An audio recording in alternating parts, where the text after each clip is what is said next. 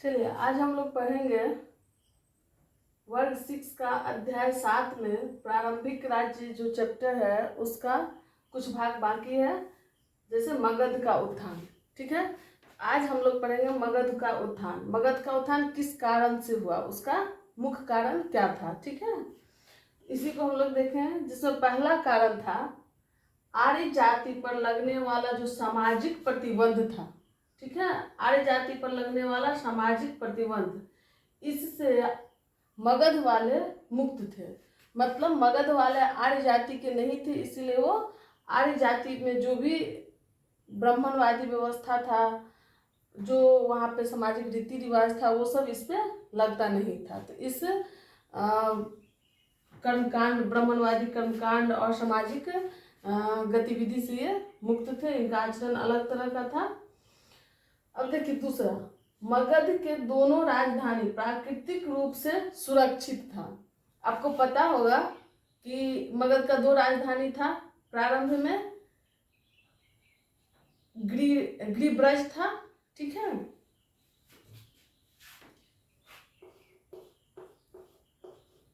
गिरिब्रज है ना, जिसको बिंबिसार राजगृह बना दिया था। इसका नाम बदल दिया था राजगृह। ठीक है, जो वर्तमान में राजगीर के नाम से जाना जाता है। तो सबसे पहला राजधानी मगध का था गिरिब्रज। दूसरा बाद में जो राजधानी बना वो पाटलिपुत्र। ठीक है, तो ये गिरिब्रज जो था वो पहाड़ से, ठीक है, चारों तरफ पहाड़ से घिरा हुआ था, तो इसीलिए ये सुरक्षित था प्राकृतिक रूप से। और पाटलिपुत्र, पाटलिपुत्र को जल दुर्ग कहा जाता है, यह नदी से घिरा हुआ था, तो इसलिए ये भी सुरक्षित था। अब देखिएगा कि बिहार में गंगा नदी इस तरह से बहती है, ऊपर से गंडक नदी आता है, इधर से सोन नदी जाता है, और इसी क्षेत्र में पटना का क्षेत्र है। ठीक है, गंगा के तट पे राजधानी, यहाँ तट पे पटना पड़ता है वर्तमान में। तो और यही पाटलिपुत्र दूसरा राजधानी बना था। तो ये जल दुर्ग से घिरा हुआ था। एक दो इधर से यहाँ से, ये दो तरफ से जल से घिरा हुआ है। इधर से बस सुरक्षा करना था, तो सुरक्षा में कम खर्चा था, इसीलिए मगध के दोनों राजधानी प्राकृतिक रूप से सुरक्षित थे, तो सुरक्षा के लिए भी समस्या नहीं था। अब देखिए तीसरा क्या था, निकटवर्ती जंगल से हाथी प्राप्त होता था। मगध का एरिया जंगल का एरिया था, और जंगल के एरिया होने के कारण यहाँ हाथी अच्छे नस्ल का पाया जाता था। और उस समय सेना में गज सेना का काफी महत्व था, और गज सेना के लिए इनको गज खरीदना नहीं था, गज मतलब हाथी खरीदना नहीं था, इसीलिए ये अपना काफी समृद्ध और शक्तिशाली सेना का गठन आसानी से कर सकते थे और करते थे। ठीक है, चौथा पॉइंट है मगध क्षेत्र में लोहा का खान होना।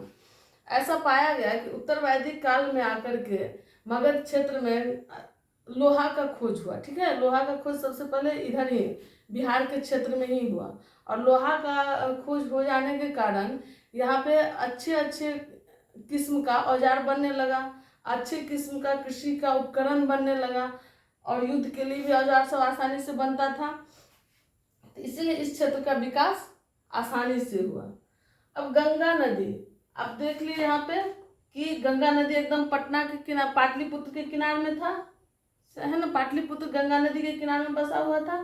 तो गंगा नदी का यहाँ होने से व्यापार वाणिज्य काफी सुगमता से होता था इस क्षेत्र से, इसको कोई दिक्कत नहीं था, आंतरिक व्यापार आसानी से ये कर सकते थे, परिवहन लागत कम होता था इससे।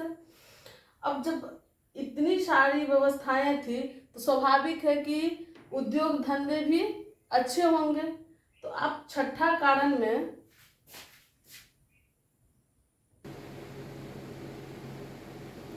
चलिए, छठा कारण में देख सकते हैं कि जब लोहा का खनन हो रहा था, हाथी से विशाल सेना का गठन हो रहा था, साम्राज्य विस्तार की प्रक्रिया शुरू होने वाली थी, इस स्थिति में उद्योग धंधे भी काफ़ी विकास करेंगे, और उद्योग धंधे भी, गंगा नदी से व्यापार होता था, तो उद्योग धंधे भी इससे काफी विकास कर रहा था।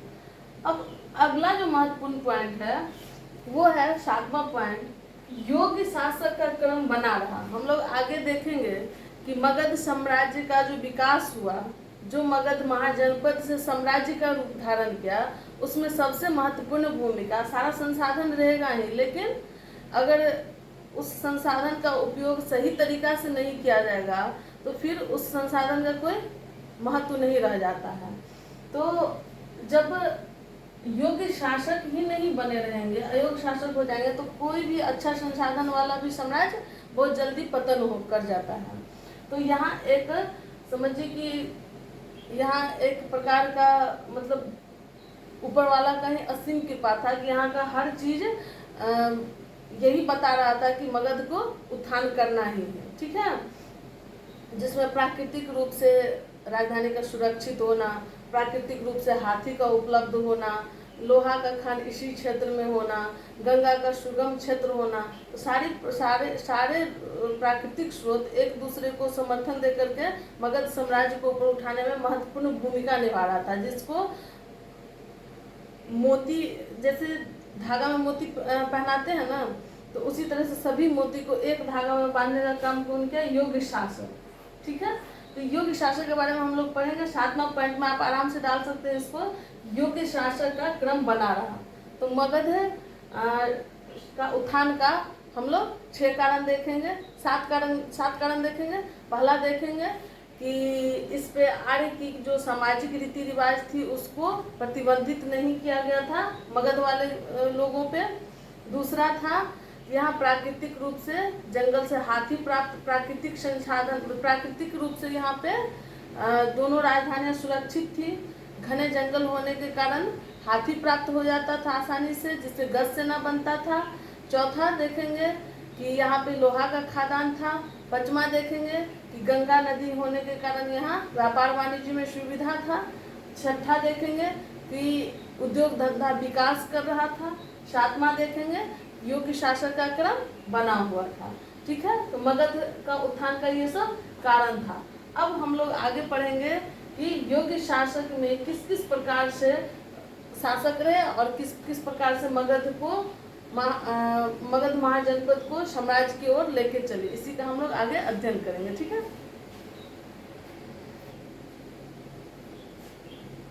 चलिए अब हम लोग देखते हैं कि मगध के विकास में किस किस वंश का और किस किस महान शासक का भूमिका रहा, ठीक। पहले देखिए, सबसे पहला ऐतिहासिक जो वंश का नाम मगध साम्राज्य के क्षेत्र में मिलता है वो है बृहद्रथ वंश।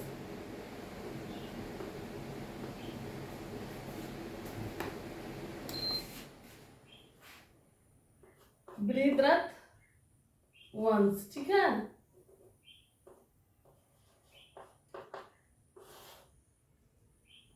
इसकी जानकारी का स्रोत हम लोग को महाभारत से, बृहद्रथ वंश का जानकारी हमको महाभारत से और शतपथ ब्राह्मण से मिलता है। बृहद्रथ वंश के बारे में महाभारत में बताया गया है कि इसके महान जो शासक थे, इसके संस्थापक का नाम भी बृहद्रथ ही था। इसका संस्थापक बृहद्रथ था और इस वंश का जो महान शासक था वो था जरासंध।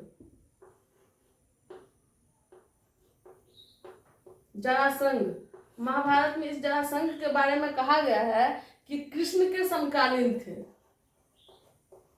ये कृष्ण के समकालीन थे।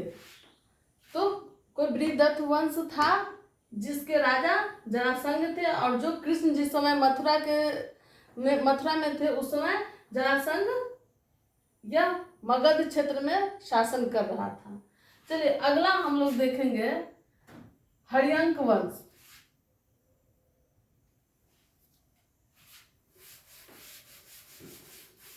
पहला देख लिया ऐतिहासिक वंश कौन था? बृहद्रथ वंश। अब दूसरा देखेंगे हर्यंक वंश।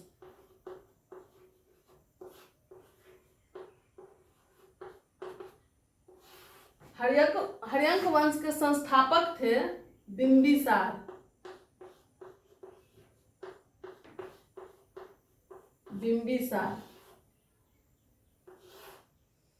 ये संस्थापक थे। इन्होंने ही साम्राज्य विस्तार की शुरुआत की। अब देखिए, इन्होंने 2-3 प्रकार से साम्राज्य विस्तार का, 3 प्रकार से इन्होंने साम्राज्य विस्तार का काम किया। पहला काम इन्होंने जो किए वो कूटनीति के माध्यम से।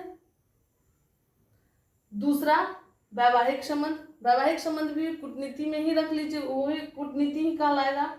और अगला जो महत्वपूर्ण काम किए, ताकत पे मतलब अपने बल के प्रयोग पे अन्य महाजनपद को जीतने का काम किया। तो इनका जो सबसे प्रमुख काम है वो वैवाहिक संबंध स्थापित करके ये साम्राज्य विस्तार किया, जिसमें से इन्होंने पहला विवाह जो किए, मतलब एक विवाह जो किए वो कोसल के राजकुमारी कोसला देवी से, कोसल की राजकुमारी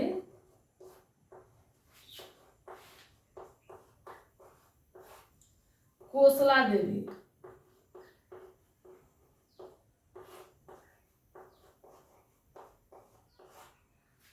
दूसरा विवाह ये जो किए वो मद्र के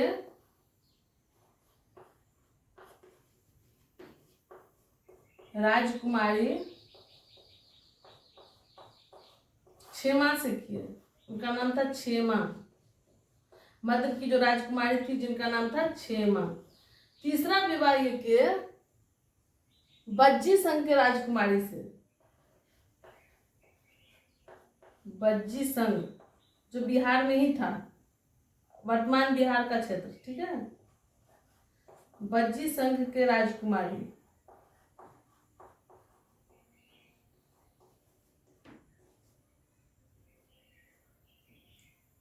चेलना से, चेलना,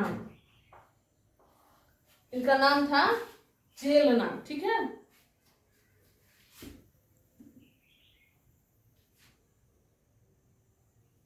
बिंबिसार ने एक विवाह किया कोसल की राजकुमारी कोसला देवी से।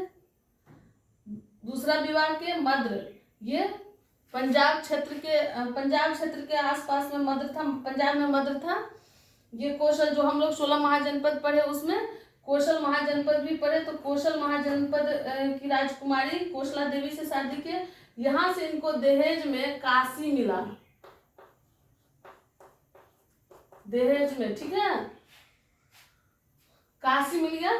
मद्र के राजकुमारी क्षेमा से ये शादी किए, तो यहाँ से दोस्ती स्थापित किए। दहेज का कुछ वर्णन इसमें नहीं मिलता है। बज्जी संघ के राजकुमारी चेलना से जब शादी किए तो यहाँ से भी इनका एक वैवाहिक संबंध के बाद इस महाजनपद से भी इनकी अच्छी दोस्ती हो गई, मित्रता हो गया, संबंधी बन गए।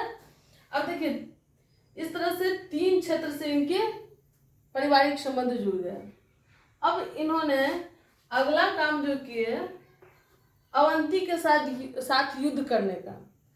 अवंती के साथ जब युद्ध किए तो ये पराजित हुए, और पराजित होने पे फिर दोनों में संधि हो गई और मित्रता स्थापित हो गया। अवंती के साथ मित्रता हुआ। अवंती के साथ मित्रता का एक और प्रमाण मिलता है कि जब अवंती के राजा चंड प्रदोत, अवंती के राजा का नाम था चंड प्रदोत, ठीक है। जब ये बीमार पड़े थे तो बिंबिसार का राज्य वैद्य जिसका नाम था जीवक, जीवक को इन्होंने इनके पास भेजा था इनका इलाज करने के लिए। तो ये बताता है कि इन दोनों के बीच अच्छी मित्रता थी। तो बिंबिसार ये भी पूछता है कि बिंबिसार का राजवैद्य का क्या नाम था, तो जीवक। आप जवाब देंगे जीवक। इनके राजवैद्य का नाम था, राजवैद्य थे जीवक। तो बिंबिसार के राजवैद्य का नाम जीवक था, और इन्होंने इस जीवक को कहाँ भेजा था इलाज करने के लिए, अवंती के राजा चंड प्रदोति के इलाज में भेजा था। अवंती, अवंती कहाँ, अवंती का राजधानी 16 महाजनपद में बताए थे, माहिष्मति जो बाहुबली मूवी में दिखाता है। ठीक है। अब इस अवंती का उस समय राजा कौन था? चंड प्रद्योत्य। अब अगला विजय बिंबिसार ने जो किए थे वो अंग का, अंग, ठीक है। कहाँ का? अंग। अंग कहाँ पे है? वर्तमान के भागलपुर और मुंगेर के आसपास के क्षेत्र में। तो बिंबिसार ने किस क्षेत्र को जीता था? अंग को जीता था उन्होंने।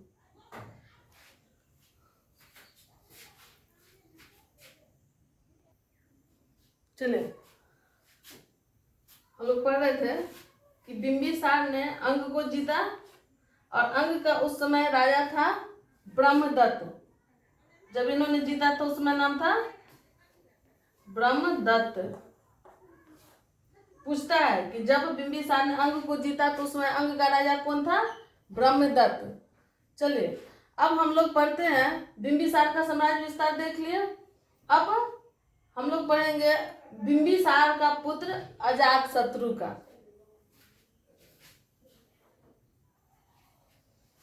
चलिए, बिंबिसार को सैनिक के नाम से भी जाना जाता है। अभी जो हम लोग पढ़े बिंबिसार के बारे में,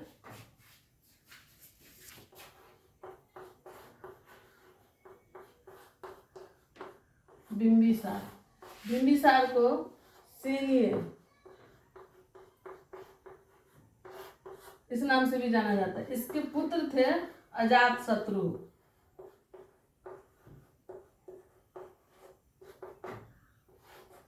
अजातशत्रु को पितृहंता के नाम से जाना जाता है। इसमें पितृहंता जो इन्हें कहा जाता है, इसलिए कहा जाता है कि इन्होंने अपने पिता का हत्या कर दिए थे। अब इसके बारे में भी मतभेद है। कुछ ग्रंथ इसे पितृहंता बताते हैं, कुछ ग्रंथ इसे पितृहंता नहीं बताते हैं। जैसे जैन धर्म के अनुसार, जैन धर्म का जो ग्रंथ है उसके अनुसार इन्होंने पिता की हत्या नहीं की थी, इन्होंने अपने पिता को कैद में डाल दिया था। और बौद्ध धर्म के ग्रंथ के हिसाब से ये पितृहंता थे, पिता की हत्या कर दिए थे। चलिए, अब जानते हैं कि ये तो सच है कि इन्होंने पिता के साथ अच्छा व्यवहार नहीं किए थे। तो ये जो अपने पिता के साथ जैसा व्यवहार किए थे, इस कारण से जितने भी सगे संबंधी बिंबिसार का था, जितने भी मित्र महाजनपद सब जो था, क्षेत्र सब था, वो सब क्या हुआ? अजातशत्रु का दुश्मन बन गया। इससे दोस्ती खत्म कर लिया, इससे संबंध खत्म कर लिया। अब क्या होता है? अजातशत्रु के साथ समस्या ये होता है कि जैसे ही अपने पिता का हत्या करके ये राजा बनता है, तो सबसे पहले इसका 3 ननिहाल इससे खफा हो जाता है। एक कौन था? मद्र वाला, एक था कौशल वाला, दूसरा वज्जी वाला। तो ये सब इससे नाराज होता है। अवंती तो शुरू से ही, बिंबिसार के समय से ही आपसी संबंध ठीक ठाक नहीं था। लेकिन युद्ध में विजय नहीं करके विजय नहीं कर पाए बिंबिसार, तो उनसे मैत्री संबंध स्थापित किए हुए थे। तो वो तो मौका के तलाश में ही अवंती था। जैसे ही बिंबिसार मरे, वो अवंती आजाद हो गया। तो अब इनके पास समस्या ये था कि अब इस सबको तो जीतना था। अजातशत्रु का मानना था कि भाई जो अजातशत्रु इतना क्रूर हो सकता है, जो अपने पिता को नहीं छोड़ सकता है, उससे जो क्षेत्र आजाद हो जाएगा उसको वो छोड़ सकता है? कभी नहीं छोड़ सकता है। वो भी साम्राज्य विस्तार की नीति को पूरी तरह से अपनाया। और सबसे पहले इन्होंने कौशल को जीता। कौशल जिसके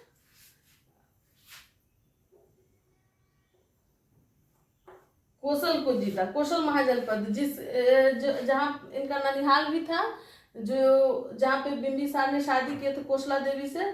तो कौशल का आजाद होने पे इन्होंने कौशल पर आक्रमण किया और उसको जीता। और फिर कौशल में ही प्रसेनजीत की बेटी, मतलब ये अपने मामा की बेटी से, वाजिरा से शादी कर लिया। ठीक है। अब देखिए, दूसरा विजय इन्होंने जो किया वो वज्जीसंघ का।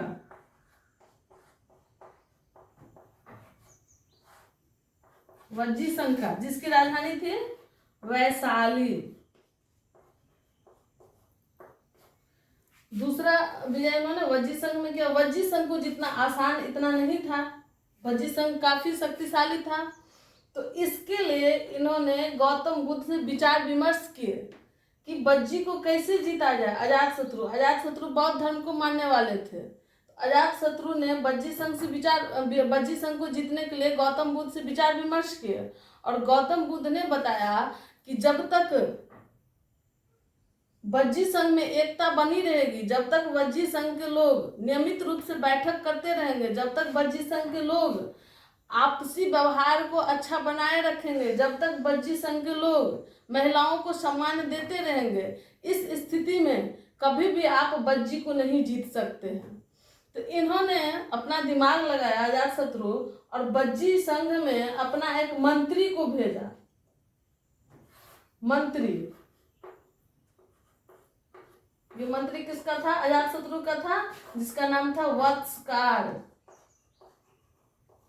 ये वत्सकार को भेजा वज्जी संघ में और कहा कि जाओ तुम वहां के इंटरनली एक्टिविटी को देखना, अंदर की क्या व्यवस्था है, किस तरह से वो लोग एकता कायम किए हुए, जिस कारण से हम उसको जीत नहीं सकते, उसको तोड़ना, अपना कूटनीतिक चाल चलना और सबके बीच में आपसी क्लेश उत्पन्न करना, जिससे वज्जी संघ कमजोर होगा और हम उसको आसानी से जीतेंगे। तो यही मंत्री वत्सकार काफी कूटनीतिज्ञ था जो गया और वज्जी संघ में आपसी फूट डालने का काम किया।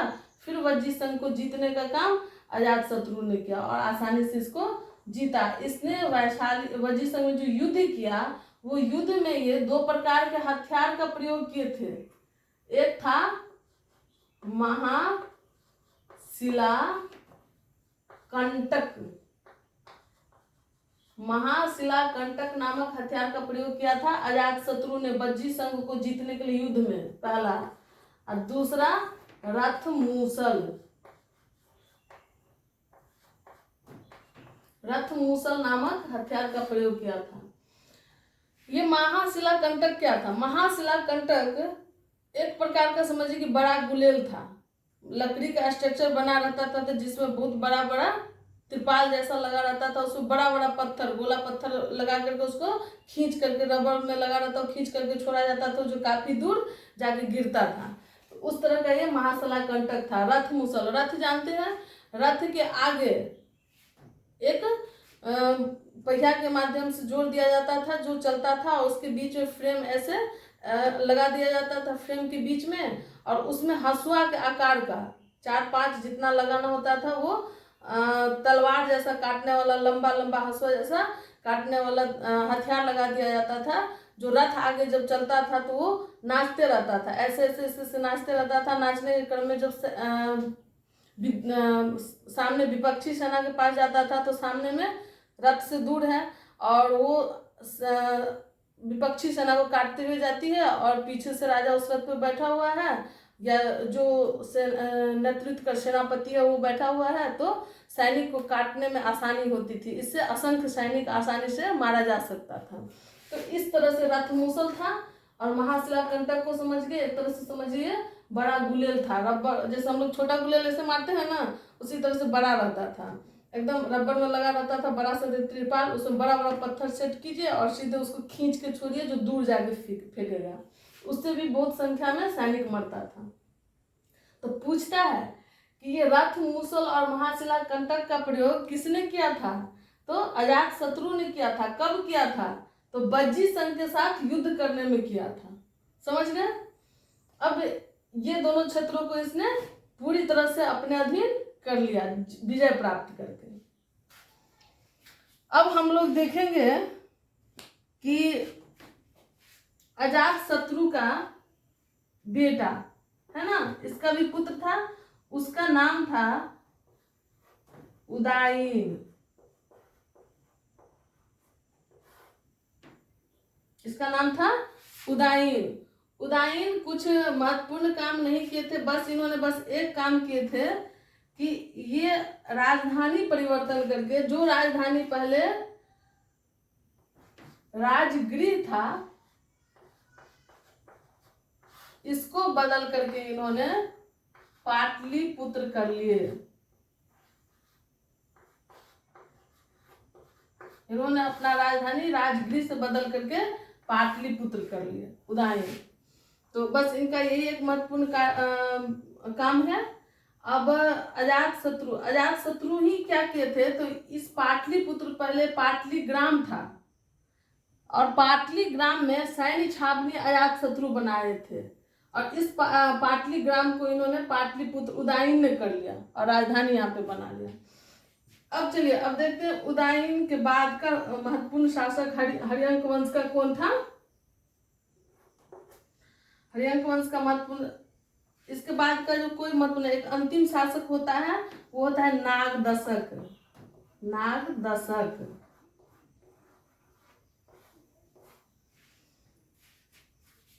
अब देखिए इस नागदशक की हत्या करके,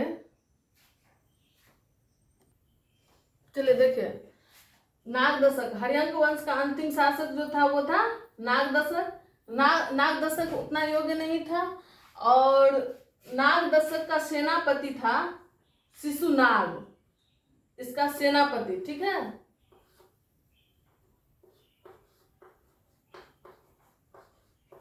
सेनापति कौन था? शिशुनाग।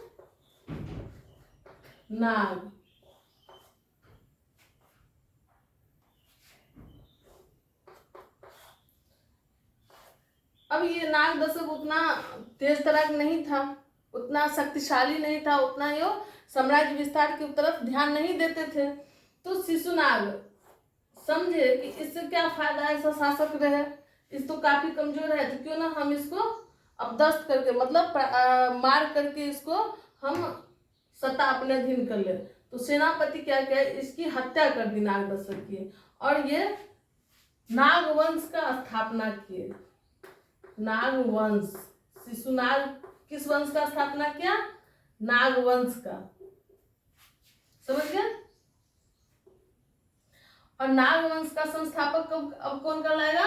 शिशुनाग। और इस वंश का महत्वपूर्ण शासक जो था वो था कालाशोक।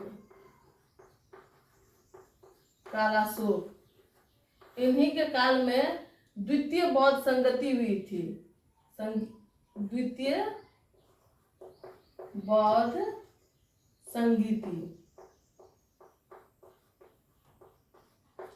वैशाली में हुआ था। पहला बौद्ध संगीति अजातशत्रु के काल में राजगृह में हुआ था। अब देखिए कालाशोक और क्या काम किए थे, तो उदयन जो पाटलिपुत्र में अपना राजधानी बना ले गया था राजगृह से, इन्होंने क्या किया, तो राजगृह पाटलिपुत्र से अपनी राजधानी को फिर वैशाली ले आए। लेकिन ये वैशाली कुछ ही दिन रहा राजधानी के रूप में, फिर पुनः राजगृह ही राजधानी बन गया, सॉरी पाटलिपुत्र ही राजधानी वापस से बन गया। तो कालाशोक के बाद फिर आपको नंद वंश का स्थापना होता है। नंद वंश, कालाशोक के बाद नागवंश में कोई महत्वपूर्ण शासक नहीं रहा, तो फिर नंद वंश का स्थापना हुआ। नंद वंश का संस्थापक था महानंदिन।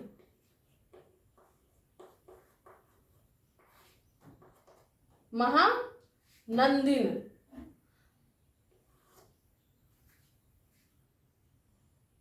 और नंद वंश का महत्वपूर्ण शासक जो था वो था महापद्म नंद।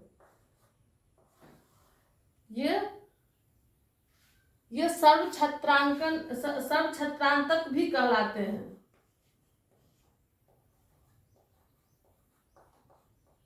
सर्व छत्रांतक, इन्हें सर्व छत्रांतक भी कहते हैं।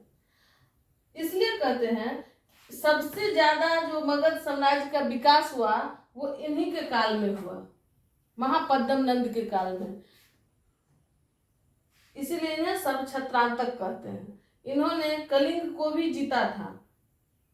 इनके बारे में कहा जाता है कि उस समय ये कलिंग को भी जीते थे। फिर बाद में कलिंग जाकर स्वतंत्र हो गया था, फिर से अशोक को जीतना पड़ा था। लेकिन जब ये थे तो उस समय कलिंग तक के क्षेत्र को अपने अधीन कर लिए थे। चलिए अब हम लोग देखते हैं कि नंद वंश का, इस वंश का अंतिम शासक कौन था। इस वंश का अंतिम शासक था घनानंद। नंद वंश का अंतिम शासक था घनानंद। ये भी काफी शक्तिशाली था, इनके पास भी विशाल सेना थी। इन्हीं के समय में सिकंदर भारत पे आक्रमण करता है। सिकंदर किसके समय में भारत पे आक्रमण करता है?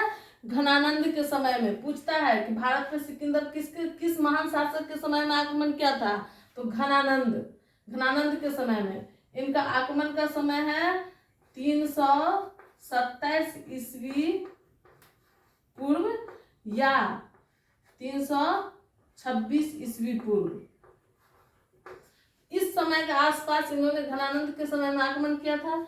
लेकिन ये ब्यास नदी तक ही, सिकंदर ब्यास नदी तक, सिंधु नदी के जो सहायक नदी है ब्यास नदी, उसी के पास तक आए और फिर उससे आगे इनका सैनिक जवाब दे दिया कि हम आगे अब लड़ने नहीं जाएंगे। काफी समय हो गया था, यूनान के ये थे तो अपने राज्य क्षेत्र से काफी समय तक दूर थे, तो सैनिक इनके साथ में नहीं रहे और इनको वापस चलने पर मजबूर होना पड़ा और ये वहां व्यास नदी से रिटर्न हो गए। घनानंद तक ये नहीं आए, लेकिन मंशा था कि घनानंद पे भी आक्रमण करें, लेकिन सैनिक के सहयोग न मिलने के कारण सिकंदर को वापस होना पड़ा था। अब देखिए घनानंद का कहानी ये है, घनानंद से जुड़ा हुआ, कि घनानंद का मंत्री था चाणक्य।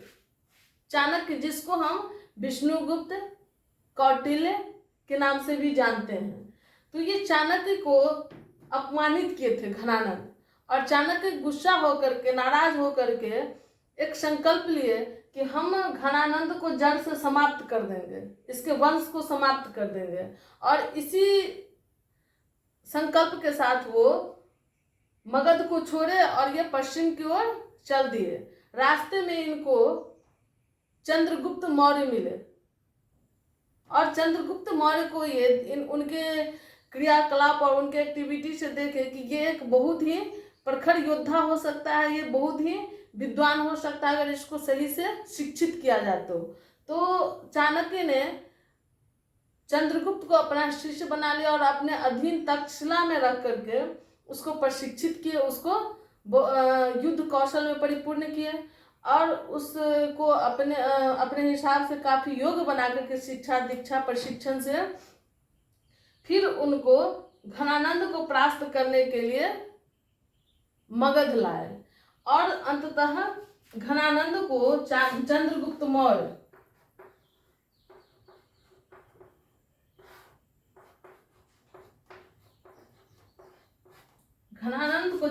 मौर्य परास्त किया और मौर्य साम्राज्य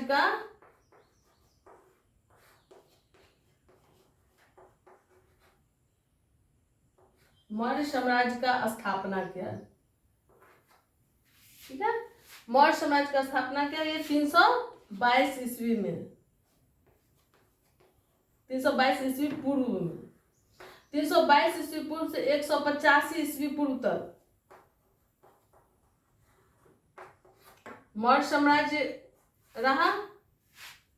अब आगे हम लोग मौर्य साम्राज्य का इतिहास पढ़ेंगे, जिसमें हम लोग जानेंगे कि मौर्य साम्राज्य में चंद्रगुप्त मौर्य के बाद उसका उत्तराधिकारी कौन बने, अशोक किनके पुत्र थे, फिर उसके बाद अशोक के बारे में जानेंगे। अगला चैप्टर में इस सब का हम लोग अध्ययन करेंगे। चलिए आज का क्लास यही समाप्त करते हैं।